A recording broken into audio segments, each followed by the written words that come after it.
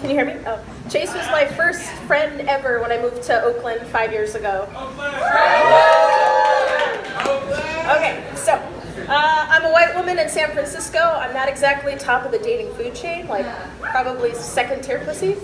So I did my Tinder spate. It was a disaster. And I'm sharing with you the best one that I think is, it probably says more about me than this poor unfortunate guy. So we have a first date, totally normal. Like, I've never had something in my life go so totally fine. And so during the week, no, it's terrible. So during the week, I'm sending like sexy texts. I'm like really excited about getting laid. Like, I am in it to win it. I don't really care about a relationship at that point. I just had to clear out some cobwebs. Like, I had a first tier mission. Worry about feelings later. I don't know if I have time for that. So then we meet for dinner in Oakland on a Friday. I was supposed to go to a concert, and I decided to skip it because I might get laid and it might be worth it. I figured it probably wouldn't be, but I tried. We have a nice normal dinner, and throughout it, he just kind of seems a little more like negative than I'd like. So at one point, he was saying how he had a girlfriend. He wasn't that attracted to her. No, they're exes in the past tense. Is that terrible? That wouldn't have bothered me. Again, we can dispense with feelings later. So he pretty much admits that he went to grad school to end the relationship. And I was like, okay, not great. Not a deal breaker, but not great. So, you know, as a normal person, having met him twice, yes, let's go back to your apartment. And his apartment's actually quite beautiful. And it was really nice. But his roommate, his best friend from high school, has everyone over from their high school class having a party. We didn't know that. And I'm just kind of dressed up and I'm like, I'm here to fuck your friend.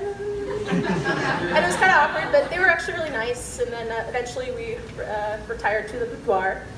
And I'm kind of like on the bed trying to do my best, again, female impersonator, like, yoo-hoo. And you know what he wants to do instead? He goes on Facebook to trash talk his old roommates. Yeah, who laughed? Yeah, it's like, and they never paid the rent, and I had to do it, and then they never took up the trash, and I was like, it's like free pussy right here. Like, you don't have to do anything. You don't have to unbutton my scarf, nothing.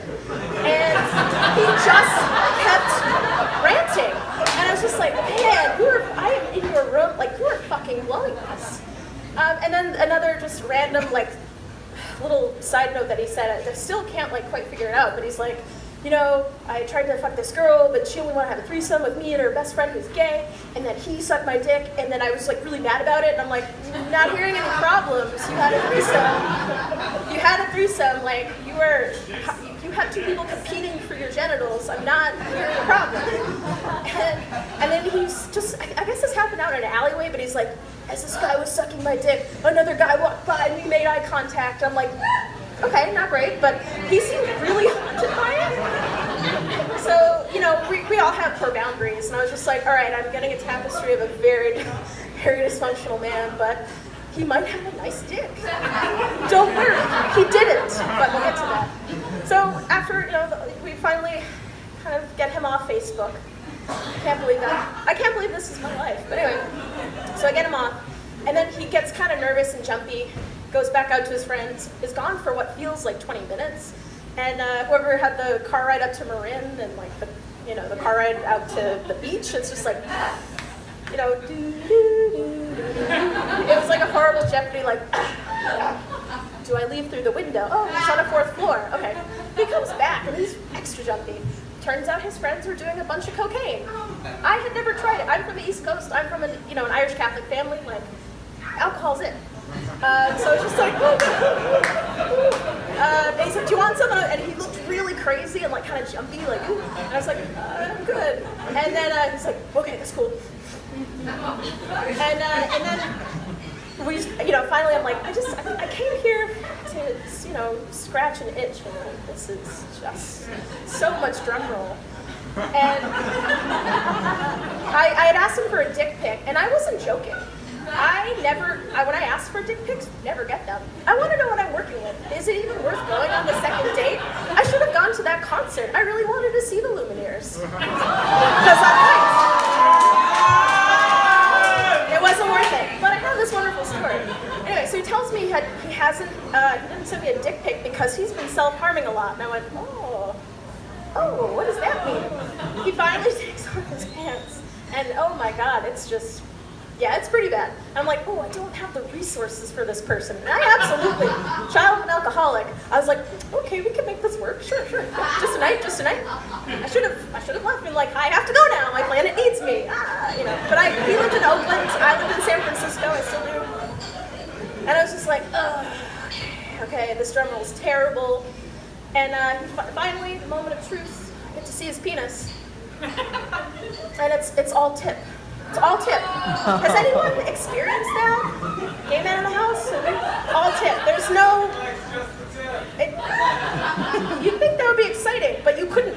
You can do like missionary and nothing else. Like no angling, nothing. So it's just like...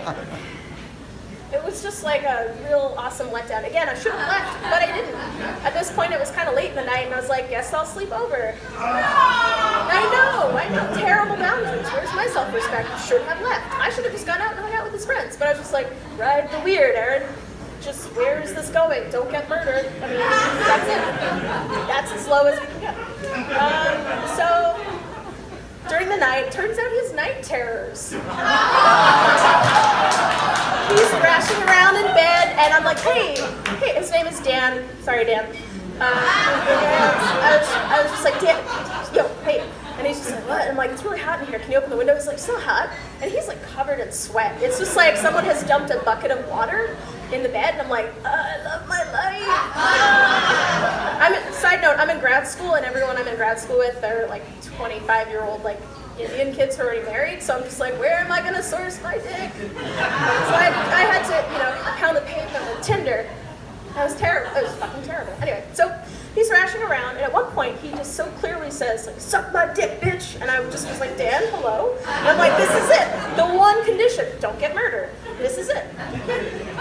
So he doesn't remember any of this the next morning, and he's like, how'd you sleep? And I'm just like, bloodshot eyes, like, hate my life. I could have left, but I kept with it. And then, of course, I just want to go home, but he's like, let's go to the farmer's market. And I'm like, I need coffee? Sure. Yes. Okay, outside. I need sunlight. And then he offers to drive me home, and I accept because I don't know. I truly don't know why. But he thinks we're going to date. I'm his next girlfriend. And I'm just like, no. Pick a reason. I'll be honest, it was probably the penis.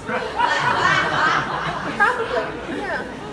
I could deal with the other stuff, but like not in a serious way. Anyway, so that was my terrible dating story. I have others, but for another time. But part of the reason why I quit Tinder, so good luck to you.